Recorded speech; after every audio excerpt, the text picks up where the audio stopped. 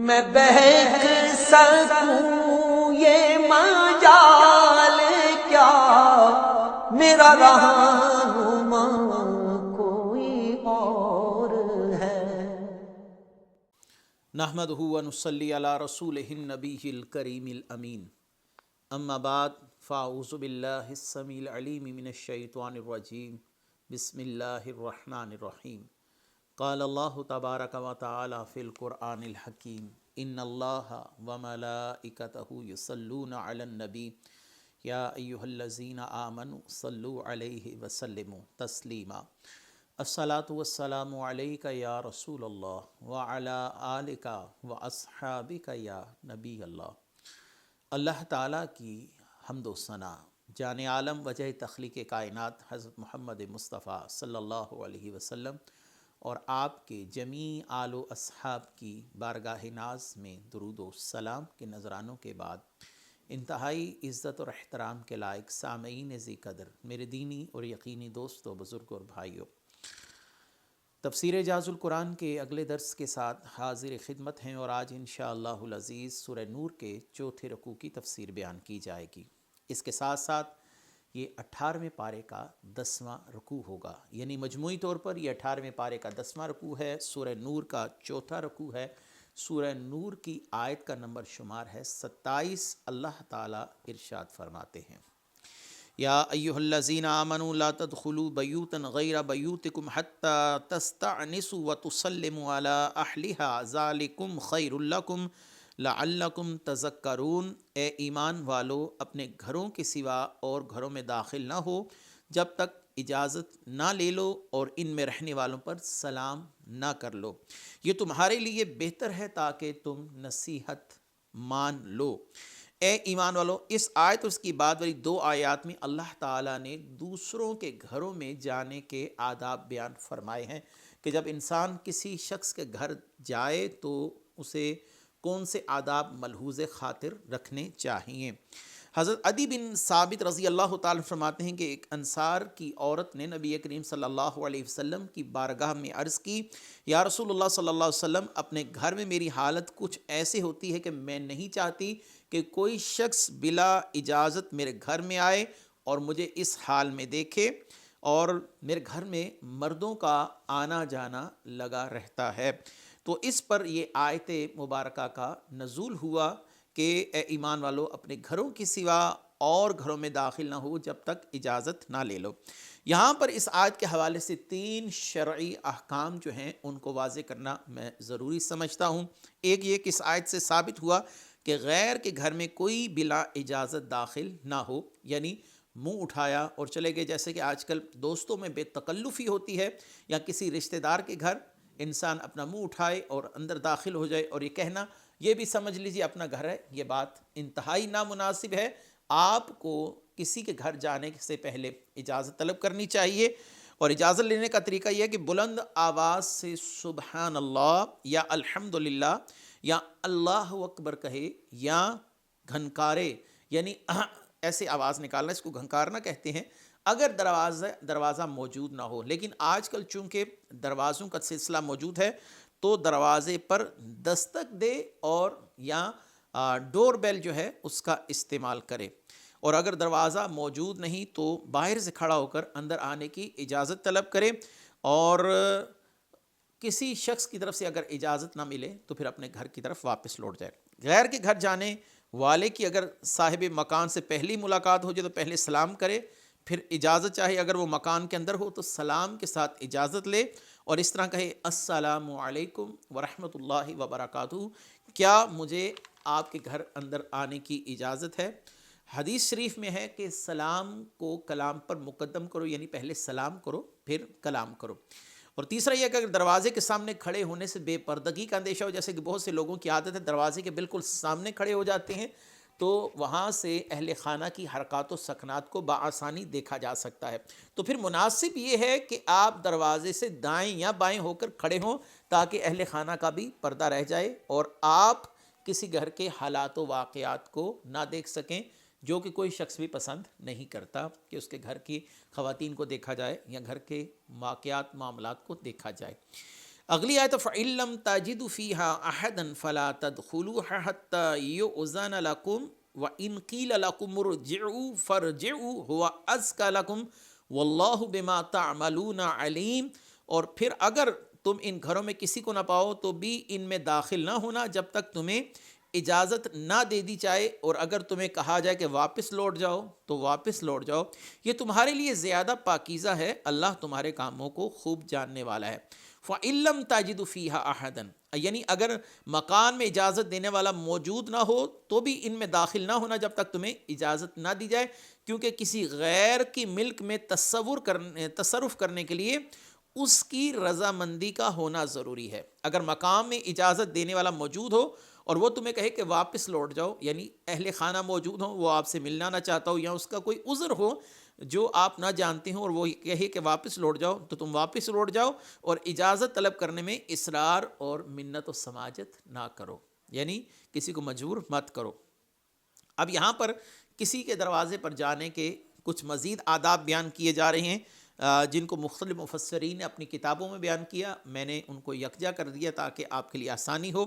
جب کسی گھر میں جائیں تو دروازہ بجانے سے پہلے یا دروازے پر دستک دینے سے پہلے دو باتوں کا خیال ضرور رکھیں۔ کسی کا دروازہ بہت زور سے نہ کھٹکھٹایا جائے جس سے سننے والے کو کراہت ہو، ناپسندگی ہو۔ بہت سے لوگ دروازے کو انتہائی بھیانک انداز سے کھٹکھٹاتے ہیں جس سے سننے والے کو انتہائی کراہت اور ناپسندیدگی کا احساس ہوتا ہے،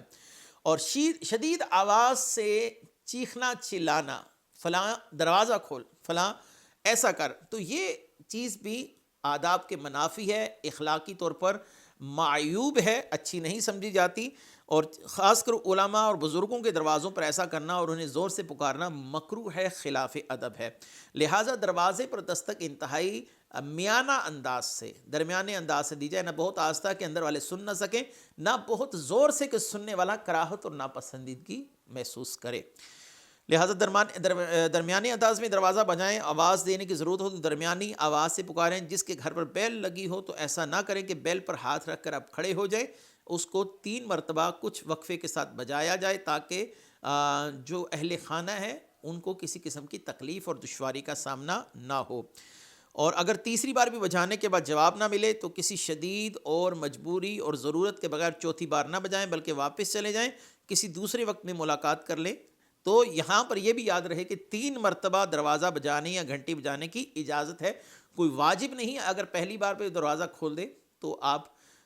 اس سے گفتگو کر سکتے ہیں، اور اگر آپ کا غالب گمان ہے کہ وہ گھر میں موجود نہیں ہوگا تو ایک بار کھٹکانے کے بعد بھی آپ واپس لوٹ سکتے ہیں۔ 3 بار بجانا کوئی واجب نہیں ہے، یہ صرف 3 بار تک کی اجازت دی گئی ہے۔ اس کے بعد آتے ہیں جب کسی کا دروازہ بجائیں تو اندر سے پوچھا جائے کہ کون ہے، تو اس کے جواب میں یہ نہ کہا جائے کہ انا، عربی میں، اور آپ کسی کے دروازے پر چلے جائیں تو آپ کہیں میں ہوں، تو آپ اپنا تعارف بھی نہ کروائیں، اپنا نام بھی نہ بتائیں، بس یہ کہیں میں ہوں۔ تو یہ بھی نبی کریم صلی اللہ علیہ وسلم سخت ناپسند کرتے تھے، بلکہ ایک دفعہ نبی کریم صلی اللہ علیہ وسلم کے دروازے پر کوئی صحابی گئے، یہ بخاری شریف کی حدیث ہے، حدیث کا نمبر شمار ہے 6250۔ تو آپ صلی اللہ علیہ وآلہ وسلم سے اس صحابی نے کہا کہ میں ہوں، آپ نے فرمایا میں یہ میں کیا ہے، یعنی یہ آپ صلی اللہ علیہ وسلم نے پسند نہیں کیا۔ جب آپ دروازے پر دستک دیں تو اپنا مکمل تعارف کرائیں کہ میرا نام محمد اسلم ہے، میں فلاں ہوں، اور میں محمد منیر ہوں، میں فلاں ہوں، آپ کا پڑوسی ہوں، تو میں آپ کا پڑوس میں رہنے والا ہوں، میرا مکمل نام یہ ہے۔ تو ایسے تعارف کروانے سے جو اہل خانہ ہوں گے انہیں فوراً ہی آپ کی پہچان ہو جائے گی، میں نہیں کرنا چاہیے۔ تو آگے چلتے ہیں کہ اللہ تعالیٰ نے فرمایا لیس علیکم جناح ان تدخلوا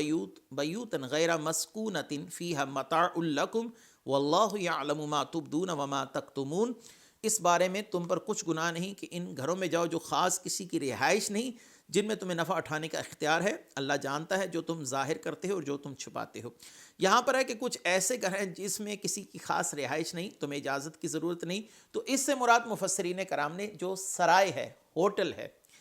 یہ مراد لی ہیں، یا دکان نے مراد لی ہیں، کہ آپ ہوٹل میں اور دکانوں میں بغیر اجازت کے جا سکتے ہیں، کیونکہ وہ پبلک سپاٹ ہیں، پبلک پلیسز ہیں، آپ ان میں بغیر کسی اجازت کے جا سکتے ہیں، کیونکہ وہاں پر معمول ہے آنا جانا۔ اگر ہر شخص اجازت لے گا تو پھر معاملہ کافی دشوار ہو جائے گا، اور پھر ہزاروں کی قطار لگ جائے گی، اور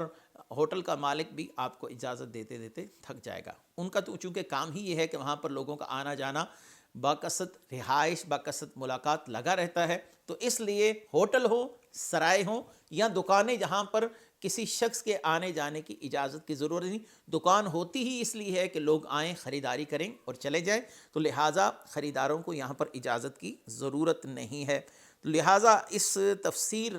کی روشنی میں دکاندار اور سرائے اور ہوٹل وغیرہ ایسی جگہیں جو پبلک پلیسز ہیں وہ مستثنیٰ ہے، وہاں پر اجازت کی ضرورت نہیں ہوتی. اللہ نے فرمایا واللہ یعلم ما تبدون وما تکتمون. آیت کے حصے سے میں ان لوگوں کے لیے وعید ہے جو ان مقامات پر چوری وغیرہ کی نیت سے یا عورتوں کو جھانکنے کے لیے جائیں، تو ایسی جگہوں پر کسی غیر شرعی کام کے ارتکاب کا کرنا بھی گناہ سے خالی نہیں ہے. اگلی آیت کل للمؤمنین یغضوا من ابصارہم ویحفظوا فروجہم ذالک ازکی لہم ان اللہ خبیر بما یصنعون. مسلمان مردوں کو حکم دیجئے اپنی نگاہیں کچھ نیچی رکھیں، اپنی شرمگاہوں کی حفاظت کریں، یہ ان کے لیے زیادہ پاکیزہ ہے، بے شک اللہ ان کے کاموں سے خبردار ہے. اس آیت میں مسلمان مردوں کو حکم دیا گیا کہ اپنی نگاہیں نیچی رکھیں، جس چیز کو دیکھنا جائز نہیں اس پر نظر نہ ڈالیں. یہ تو ایک مختصر سی میں نے آپ کے سامنے اس آیت کی تفسیر بیان کی ہے. اب آتے ہیں کہ نگاہیں نیچی کرنے کے حوالے سے احکام شریعت کیا ہیں، رسول اللہ صلی اللہ علیہ وسلم کی احادیث مبارکہ میں اس حوالے سے ہمارے لیے کیا کیا رہنمائی ملتی ہے. ابو سعید خدری رضی اللہ تعالیٰ عنہ فرماتے ہیں کہ رسول اللہ صلی اللہ علیہ وسلم نے ایک مرتبہ صحابہ سے کہا کہ تم راستوں میں بیٹھنے سے بچو، یعنی راستوں کے اطراف میں، راستے کے درمیان میں نہیں، وہ تو منع ہے راستہ بند کرنا، یعنی راستوں کے اطراف میں. بہت سے لوگ آپ نے دیکھا ہوگا کہ فٹ پاتھ پر بیٹھ جاتے ہیں یا دائیں بائیں بیٹھ جاتے ہیں درختوں کی چھاؤں میں وغیرہ وغیرہ. تو صحابہ اکرام نے کہا یا رسول اللہ صلی اللہ علیہ وسلم، راستوں میں بیٹھے بغیر ہمارا گزارا نہیں، ہم وہاں پر بیٹھ کر محافل سجاتے ہیں، باتیں کرتے ہیں وغیرہ وغیرہ. تو نبی کریم صلی اللہ علیہ وسلم نے فرمایا کہ اگر راستوں میں بیٹھے بغیر تمہارا کوئی چارہ نہیں تو راستے کا حق دو. تو صحابہ نے کہا راستے کا حق دینا، اس سے کیا مراد ہے؟ تو نبی کریم صلی اللہ علیہ وسلم نے ارشاد فرمایا نظریں نیچی رکھو، یعنی آنے جانے والے مرد و عورت کو تانکا جھانکی مت کرو، نظریں نیچی رکھو، تکلیف دہ چیز کو دور کرو. اگر راستے میں کوئی چیز پڑی نظر آئی، کوئی پتھر پڑا نظر آیا، کوئی کانٹا وغیرہ، اور تمہیں معلوم ہے تو اسے دور کر دو. سلام کا جواب دینا، نیکی کی دعوت دینا اور برائی سے منع کرنا، یہ مسلمانوں کے لیے راستے کا حق ادا کرنا ہے. اور دوسری حدیث مبارکہ کہ تانکا جھانکی کرنا یہ منع ہے، اور نظر کی حفاظت کے حوالے سے خصوصی طور پر رہنمائی کی جا رہی ہے. نبی کریم صلی اللہ علیہ وسلم نے فرمایا ایک مرد دوسرے مرد کی سطر کی جگہ نہ دیکھے، یعنی یہ جو ناف ہے یہاں سے لے کر گھٹنوں تک کا جو مرد کا حصہ ہے یہ سطر ہے. اب یہاں پر میں ایک بات جو ضروری کرنا چاہوں گا وہ یہ ہے کہ ہمارے ہاں بہت سے ایسے کھیل ہیں جیسے کہ کبڈی ہے، جیسا کہ فٹ بال ہے، جیسا کہ ہاکی ہے، اس میں جو مرد لباس پہنتے ہیں وہ گویا کہ براہنہ ہوتے ہیں، ننگے ہوتے ہیں. شرعی نقطہ نظر سے ان کی سطرگاہ کو دیکھنا یا ان کی رانوں کو ایسے دیکھنا یہ ایک برابر ہے، یعنی ہم ان کو بالکل براہنہ دیکھ رہے ہیں، کیونکہ شریعت نے جو سطر کی حد رکھی ہے وہ ناف سے لے کر گھٹنے تک ہے. تو اب انہوں نے جو نیکر یا جانکیا پہنا ہوتا ہے اور شارٹس پہنے ہوتے ہیں اور تیراکی کر رہے ہوتے ہیں، تو یہ تمام کے تمام چیزیں ان کے جسموں کو برہنہ طور پر، یا جو لوگ کشتیاں دیکھنے کے شوقین ہوتے ہیں وہ گویا کہ ان مردوں کو برہنہ دیکھ رہے ہوتے ہیں اور مکمل طور پر 100% حرام کام کے مرتکب ہوتے ہیں اور گناہ گار ہوتے ہیں. تو رسول اللہ صلی اللہ علیہ وسلم ہے ایک مرد دوسرے مرد کی سطر کی جگہ نہ دیکھے، نہ عورت عورت کی سطر کی جگہ دیکھے، نہ مرد ایک دوسرے مرد کے ساتھ کپڑے میں برہنہ سوئے، نہ عورت دوسری عورت کے ساتھ ایک کپڑے میں برہنہ سوئے. تو یہ ایک خاص احتیاطی معاملہ ہے، کیونکہ ہمارے معاشرے میں عام ہے ایسے کھیلوں کو فروغ دیا جا رہا ہے، جیسے کہ کبڈی کو دیا جا رہا ہے، کشتیوں کو فروغ دیا جا رہا ہے، فٹ بال میچز ہیں، ہاکی میچز ہیں، تو ان میں مردوں کا سطر بالکل واضح ہوتا ہے، نظر آتا ہے. آگے چلتے ہیں. آگے یہ ہے کہ نبی کریم صلی اللہ علیہ وآلہ وسلم نے ارشاد فرمایا جو مسلمان کسی عورت کے حسن و جمال پر پہلی بار نظر کرے، یعنی اس کی نظر کسی خوبصورت عورت پر پڑی اور پھر اس نے اپنی آنکھیں جھکا لی، تو اللہ تعالیٰ اسے ایسی عبادت کرنے کی توفیق مرحمت فرمائے گا جس کا وہ مزہ پائے گا، یعنی اسے عبادت میں حلاوت نصیب ہوگی، چاشنی محسوس ہوگی اگر وہ اپنی نظر کی حفاظت کرتا ہے. اللہ نے فرمایا ذالک ازکی لہم، یہ ان کے لیے زیادہ پاکیزہ ہے، یعنی نگاہوں کو جھکا کر رکھنا اور شرمگاہوں کی حفاظت کرنا مردوں کے لیے گناہ کی میل کے برابر مقابلے میں بہت زیادہ پاکیزہ اور نفیس کام ہے. نگاہیں جھکائی رکھنا، شرمگاہوں کی حفاظت کرنا اور ایسا نہ کرنے پر ترہیب یعنی اللہ کے عذاب سے ڈرایا گیا ہے۔ اگلی آیت وَقُلْ لِلْمُؤْمِنَاتِ يَغْضُضْنَ مِنْ أَبْصَارِهِنَّ وَيَحْفَظْنَ فُرُوجَهُنَّ وَلَا يُبْدِينَ زِينَتَهُنَّ إِلَّا مَا ظَهَرَ مِنْهَا وَلْيَضْرِبْنَ بِخُمُرِهِنَّ عَلَى جُيُوبِهِنَّ وَلَا يُبْدِينَ زِينَتَهُنَّ إِلَّا لِبَعُولَتِهِنَّ أَوْ آبَائِهِنَّ أَوْ آبَاءِ بَعُولَتِهِنَّ أَوْ أَبْنَائِهِنَّ أَوْ أَبْنَاءِ بَعُولَتِهِنَّ أَوْ إِخْوَانِهِنَّ أَوْ بَنِي إِخْوَانِهِنَّ او بنی اخواتہن او نسائہن او ما ملکت ایمانہن او التابعین غیر اولی الارباط من الرجال او الطفل الذین لم یظہروا علی عورات النساء ولا یضربن بارجلہن لیعلم ما یخفین من زینتہن وتوبوا الی اللہ جمیعا ایھا المؤمنون لعلکم تفلحون۔ مسلمان عورتوں کو حکم دیجیے کہ اپنی نگاہیں کچھ نیچی رکھیں، اپنی پارسائی کی حفاظت کریں اور اپنی زینت نہ دکھائیں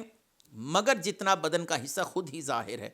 اور وہ اپنے دوپٹے اپنے گریبانوں پر ڈالے رکھیں، اپنی زینت ظاہر نہ کریں مگر اپنے شوہروں پر یا اپنے باپ یا شوہروں کے باپ یا اپنے بیٹوں یا شوہروں کے بیٹوں یا اپنے بھائیوں یا اپنے بھتیجوں یا اپنے بھانجوں یا اپنی مسلمان عورتوں یا اپنی کنیزوں پر جو ان کی ملکیت ہوں، یا مردوں میں سے وہ نوکر جو شہوت والے نہ ہوں، یا وہ بچے جنہیں عورتوں کی شرم کی چیزوں کی خبر نہیں، اور زمین پر اپنے پاؤں اس لیے زور سے نہ ماریں کہ ان کی اس زینت کا پتہ چل جائے جو انہوں نے چھپائی ہوئی ہے۔ اور اے مسلمانوں تم سب اللہ کی طرف توبہ کرو اس امید پر کہ تم فلاح پا جاؤ۔ اس آیت کے میں مسلمان عورتوں کو حکم دیا گیا وہ نگاہیں نیچی رکھیں اور غیر مردوں کو نہ دیکھیں۔ حضرت ام سلمہ فرماتی ہیں کہ حضرت میمونہ بارگاہ رسالت میں حاضر تھیں تو اسی وقت نابینا صحابی ابن ام مکتوم حاضر ہوئے، حضور صلی اللہ علیہ وسلم نے ہمیں پردے کا حکم فرمایا تو میں نے عرض کی یا رسول اللہ وہ تو نابینا ہیں،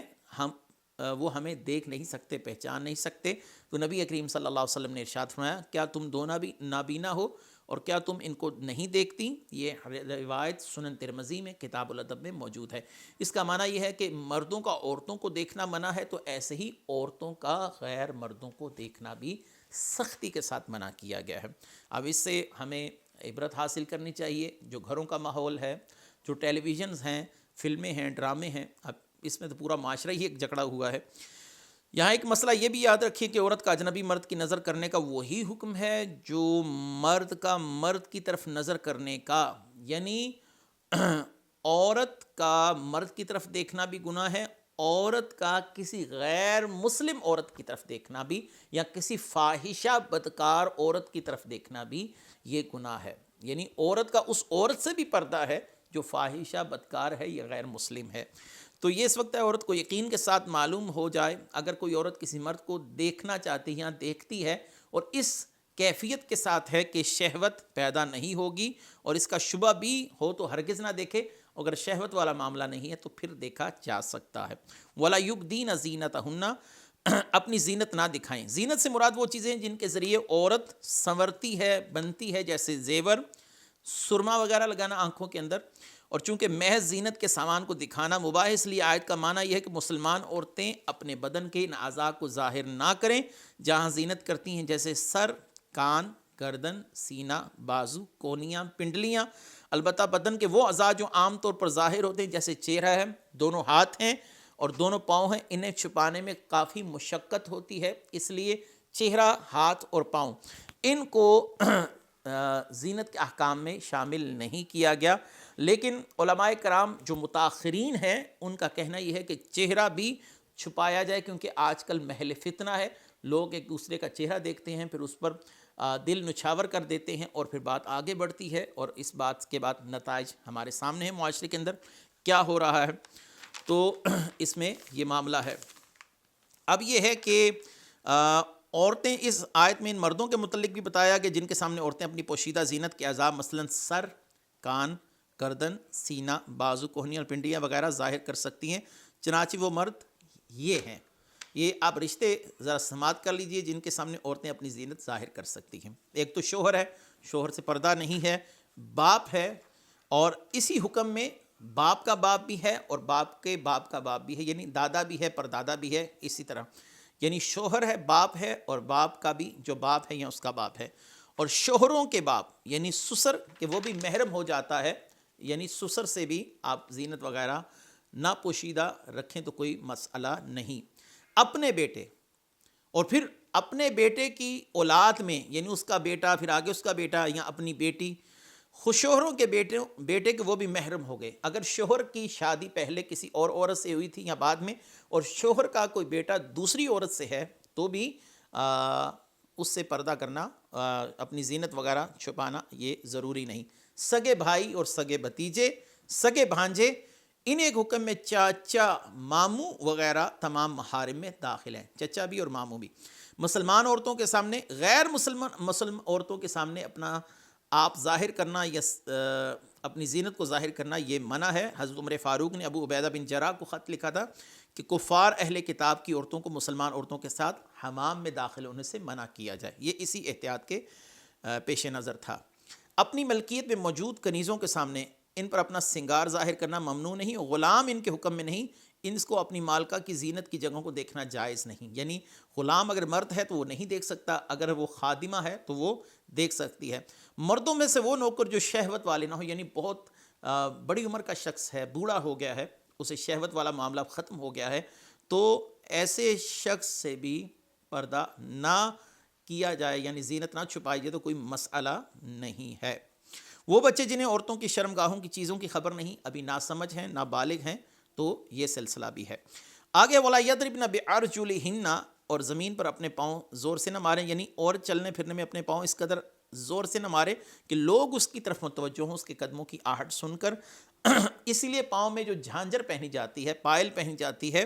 وہ منع کی گئی ہے کیونکہ انسان اس کی طرف راغب ہوتا ہے۔ تو رسول اللہ صلی اللہ علیہ وسلم نے فرمایا اللہ تعالیٰ اس قوم کی دعائیں قبول نہیں فرماتا جن کی عورتیں اپنے پاؤں میں پازیب پہنتی ہیں۔ اگلی آیت ہے وَأَنكِحُوا الْأَيَامَ مِنكُمْ وَالصَّالِحِينَ مِنْ عِبَادِكُمْ وَإِمَائِكُمْ إِنْ يَكُونُوا فُقَرَاءَ يُغْنِهِمُ اللَّهُ مِنْ فَضْلِهِ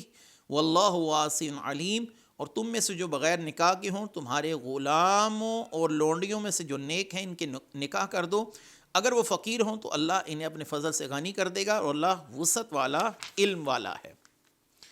تو یہاں پر اب جو اگلی صورتحال واضح ہو رہی ہے وہ یہ ہے کہ اس آیت میں اللہ تعالیٰ نے مردوں اور عورتوں کو نگاہیں جھکا کر رکھنے اور اپنی شرمگاہوں کی حفاظت کرنے کا حکم دیا تھا۔ اب اس آیت میں شرمگاہوں کی حفاظت کا ایک طریقہ بیان کیا جا رہا ہے، وہ کیا ہے کہ یعنی آپ کے اندر شہوت کا مادہ بہت زیادہ ہے، یا عورت کی طرف رغبت زیادہ ہے، یا عورت مرد کی طرف رغبت زیادہ ہے، تو تم میں سے جو بغیر نکاح کے ہوں، خواہ مرد ہوں یا عورتیں، کوارے ہوں یا غیر کوارے، یعنی شادی شدہ تھے تو طلاق کا معاملہ ہو گیا، شادی شدہ تھے تو ان کی بیوی جو تھی وہ انتقال کر گئی، تو یہاں پر فرمایا گا تمہارے غلام اور لونڈیوں میں سے جو نیک ہیں ان کے نکاح کر دو۔ نکاح کرنے کا شرعی حکم یہ ہے کہ اعتدال کی حالت میں، یعنی نہ شہوت کا زیادہ غلبہ ہو، نہ ہی شخص نہ مرد ہو مہر اور نان و نفقہ پر قدرت رکھتا ہو، تو نکاح کرنا سنت موقدہ ہے۔ دیکھیں نکاح کی مختلف کیفیات ہیں، نکاح کرنے کی حالتیں مختلف ہیں۔ اگر نکاح کرنے کی اللہ تعالیٰ نے مالی لحاظ سے توفیق دی ہے، جسمانی لحاظ سے کوئی عذر نہیں ہے، تو نکاح کرنا سنت موقدہ ہے۔ اور اگر زنا میں پڑ جانے کا اندیشہ ہو، یعنی یہ ہے کہ شہوت اس زور پر ہے کہ آپ اگر نکاح نہیں کرتے تو پھر آپ کا کسی بدکاری کی طرف راغب ہونا یہ یقینی ہے، تو پھر ایسی حالت میں نکاح کرنا جو ہے وہ فرض ہے۔ اور زوجیت کے حقوق اگر پورے نہ کر سکتا ہو جسمانی لحاظ سے، مالی لحاظ سے، تو نکاح مکروہ ہے، اور حقوق نہ پورے کر سکنے کا یقین ہو تو نکاح کرنا حرام ہے۔ صحابہ اکرام نے عرض کی یا رسول اللہ صلی اللہ علیہ وسلم ہم نکاح کرنا چاہتے ہیں، یعنی مالی لحاظ سے ہم مستحکم نہیں، باقی ہمیں کوئی عذر نہیں ہے، تو رسول اللہ صلی اللہ علیہ وسلم نے فرمایا کہ تم میں سے پھر ہر شخص کو چاہیے کہ کثرت کے ساتھ روزے رکھے۔ آگے وَلْيَسْتَعْفِفِ الَّذِينَ لَا يَجِدُونَ نِكَاحًا حَتَّى يُغْنِيَهُمُ اللَّهُ مِنْ فَضْلِهِ وَالَّذِينَ يَبْتَغُونَ الْكِتَابَ مِمَّا مَلَكَتْ أَيْمَانُكُمْ فَقَاتِبُوهُمْ إِنْ عَلِمْتُمْ فِيهِمْ خَيْرًا وَآتُوهُمْ مِمَّا لِلَّهِ الَّذِي آتَاكُمْ وَلَا تُكْرِهُوا فَتَيَاتِكُمْ عَلَى الْبِغَاءِ إِنْ أَرَدْنَا تَحَصُّنًا لِتَبْتَغُوا عَرَضَ الْحَيَاةِ الدُّنْيَا وَمَن يُكْرِهْهُنَّ فَإِنَّ اللَّهَ مِن بَعْدِ إِكْرَاهِهِنَّ غَفُورٌ رَحِيمٌ۔ اور جو لوگ نکاح کرنے کی طاقت نہیں پاتے انہیں چاہیے کہ پاک دامنی اختیار کریں یہاں تک کہ اللہ انہیں اپنے فضل سے غنی کر دیں، اور تمہارے غلام اور لونڈیوں میں سے جو مال کما کر دینے کی شرط پر آزادی کے طلبگار ہوں تو تم انہیں یہ معاہدہ لکھ کر دو، اگر تم ان میں کچھ بھلائی جانو تو تم ان کی اللہ کی اس مال سے مدد کرو جو اس نے تمہیں دیا ہے، اور تم دنیاوی زندگی کا مال طلب کرنے کے لیے اپنی کنیزوں کو بدکاری پر مجبور نہ کرو، اگر وہ خود بھی بچنا چاہتی ہیں جو انہیں مجبور کرے گا تو بے شک اللہ ان کے مجبور کیے جانے کے بعد بہت بخشنے والا مہربان ہے۔ یہاں پر لونڈیوں اور غلاموں کے احکامات کو بیان کیا جا رہا ہے، اور اسلام احسن پیرائے میں ان کی آزادی کا پروانہ جاری کر ہے۔ اگر کوئی لونڈی اور غلام اپنے آقا سے اس بات پر معاہدہ کر لے کہ وہ اسے کچھ رقم دے کر آزاد ہو جائے گا تو تمہیں معاہدہ کر لینا چاہیے، لیکن لونڈیوں کو مجبور مت کیا جائے کہ وہ زنا کریں، یہ اللہ تعالیٰ کی نافرمانی کا معاملہ ہے۔ اگلی آیت وَلَقَدْ أَنزَلْنَا إِلَيْكُمْ آيَاتٍ مُبَيِّنَاتٍ وَمَثَلًا مِّنَ الَّذِينَ خَلَوْا مِن قَبْلِكُمْ وَمَوْعِظَةً لِّلْمُتَّقِينَ۔ بے شک ہم نے تمہاری طرف روشن آیات و تم سے پہلے لوگوں کا حال اور ڈر والوں کے لیے نصیحت فرمائی ہے۔ یعنی قرآن کریم کی آیتیں روشن اور مفصل ہیں، اس میں سابقہ لوگوں کی مثالیں ہیں، نافرمانوں کی مثالیں بھی ہیں، تاکہ نافرمان جو حال کے نافرمان ہیں یا مستقبل میں آئیں گے وہ ان مثالوں کو دیکھ کر عبرت حاصل کریں، اور متقین کے لیے بھی جو اللہ تعالیٰ نے انعامات بیان فرمائے ہیں، گزشتہ قوموں کے متقین کے لیے اللہ نے اپنے انعامات بیان فرمائے ہیں، دور حاضر کے متقین یا آنے والے متقین انہیں سن کر اللہ کی طرف مزید راغب ہو سکیں، تو متقین کے لیے نصیحت ہے اور منکرین کے لیے تحدید ہے۔ اللہ نے فرمایا موعظۃ للمتقین، اور اس میں نصیحت ہے متقین کے لیے۔ اس کا معنی یہ ہے کہ قرآن کریم جو ہے وہ صاحبان تقوی کو رہنمائی فراہم کرتا ہے۔ اگر کسی شخص کا دل صاف ہے، اللہ رسول سے محبت کرتا ہے، تو قرآن اس کے لیے ایک اچھی دعا کا کام کرتا ہے۔ اس کے ساتھ ہی آج کا ہمارا درس ختم ہوا، انشاءاللہ اگلے درس کے ساتھ حاضر خدمت ہوں گے۔ وآخر دعوانا ان الحمدللہ رب العالمین۔ میں بہک سکوں یہ مجال کیا میرا رہا